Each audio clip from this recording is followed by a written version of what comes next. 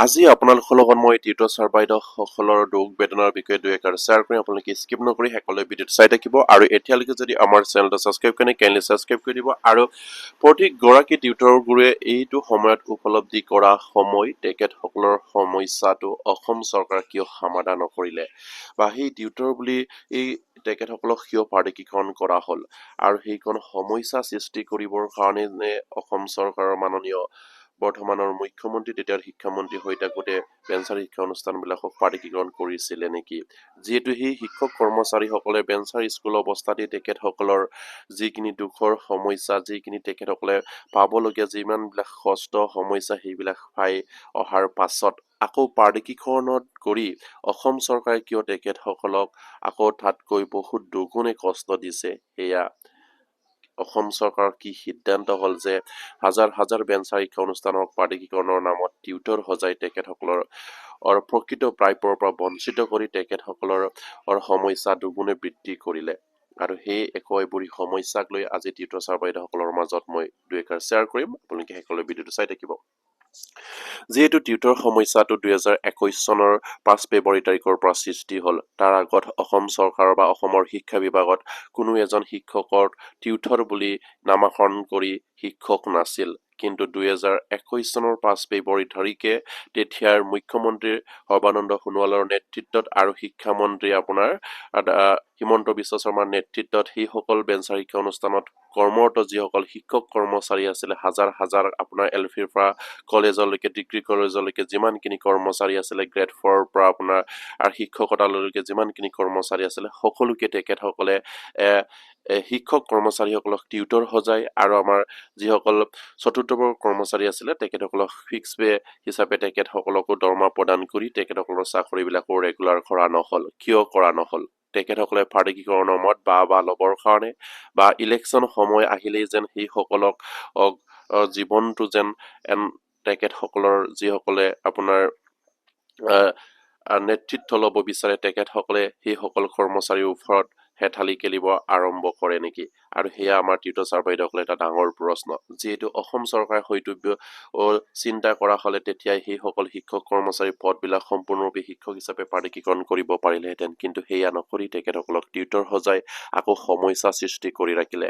সেই বুঢ়া বয়সত তেখেতসকলে কি ধৰণৰ ডিগ্ৰী আনিব লাগে সেয়া অসম চৰকাৰক বাৰম্বাৰকৈ আমাৰ টিউটৰ ছাৰ বাইদেউসকলে প্ৰশ্ন কৰিছে। আৰু সেইখিনি ডিগ্ৰী ক'ৰ পৰা আনিব লাগিব সেইখিনি অসম চৰকাৰে অৱগত কৰি নিদিয়ে। কিন্তু সেইখিনি ডিগ্ৰী তেখেতসকলে আনিব লাগিব বুলি কয়। কিন্তু কেনেকৈ সেই ডিগ্ৰীত এই বুঢ়া বয়সত তেখেতসকলে আনিব লাগে সেই সুবিধাকণ কিয় কৰি নিদিলে?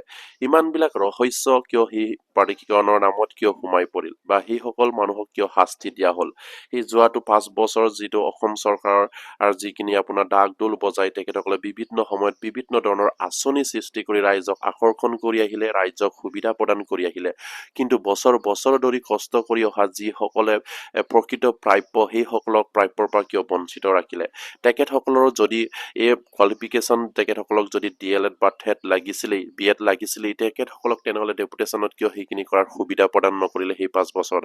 আৰু সেই 5 বছৰত অসম চৰকাৰে তেখেতসকলক TET গ্ৰহণ কৰিবৰ কিয় সুবিধা প্ৰদান নকৰিলে বা কিয় TET এটা এক্সাম পতা নহ'ল? সেই সকলোবিলাক প্ৰশ্নৰ উত্তৰ অসম চৰকাৰে কেতিয়া দিব? বাৰম্বাৰকৈ আমাৰ টিউটৰ ছাৰ বাইদেউসকলে বিভিন্ন সময়ত বিভিন্ন ধৰণৰ আন্দোলন কৰি তেখেতসকলক প্ৰশ্ন উত্থাপন কৰি আহিছে। যদিহে লাগে তেনেহ'লে তেখেতসকলক সেইখিনি সুবিধা প্ৰদান কৰক আৰু তেখেতসকলে সেই সুবিধাৰ জৰিয়তে তেখেতসকলে সেইখিনি শিক্ষাগত অৰ্হতা যিখিনি DLED লাগিব যিখিনি TET লাগিব সেইখিনি গ্ৰহণ কৰিম বুলি কোৱাৰ পাছত কিয় বিশেষ TET নাপাতিলে?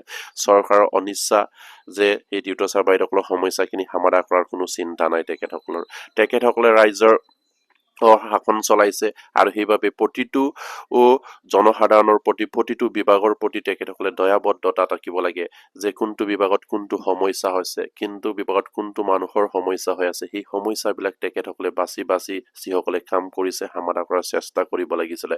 কিন্তু সেয়া কৰা দেখিব পোৱা নগ'ল।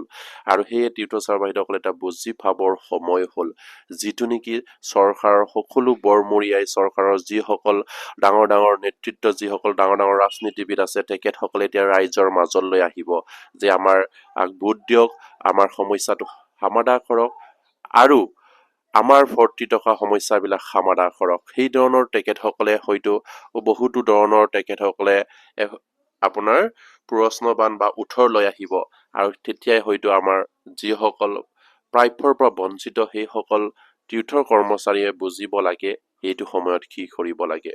সেইটো সময়ত আমি কেনেকৈ কি বাচিব লাগে সেয়া চিন্তা কৰাৰ সময় আহিছে আৰু প্ৰতিজন তীৰ্থচাৰ বাইদেউসকলে সেইখিনি উপলব্ধি কৰক।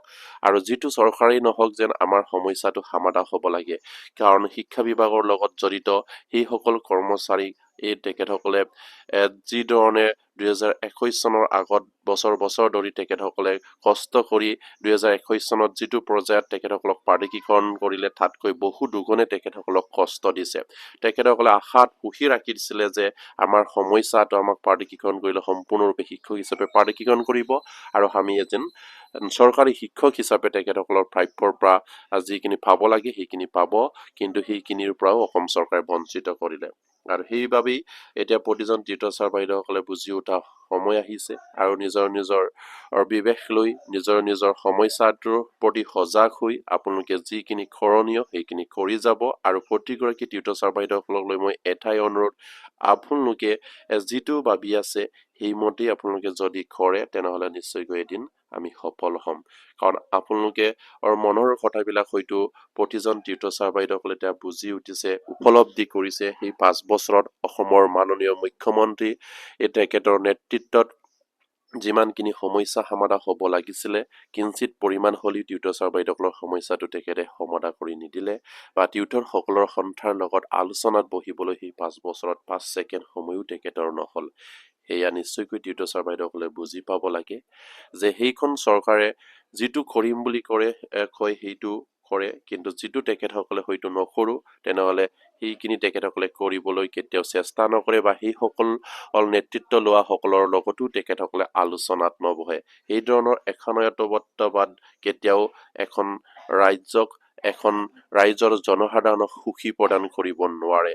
কাৰণ এখন ৰাজ্যক সুখী প্ৰদান কৰিবলৈ হলে প্ৰতিজন আপোনাৰ আমোলা বিষয়াই হওক, ৰাজ্যৰ শাসনভাৰত থকা যিসকল ডাঙৰ পলিটিচিয়ান আছে তেখেতসকলে সেইসকল মানুহৰ তেখেতসকলৰ সহানুভূতি, তেখেতসকলৰ সমস্যাৰ প্ৰতি তেখেতসকলে জানিব লাগিব, তেখেতসকলে বুজ ল'ব লাগিব, আৰু প্ৰকৃত সমস্যাখিনি তেখেতসকলে দেখিছে তেনেহলে নিশ্চয়কৈ এইখিনি সমাধান কৰিব লাগে।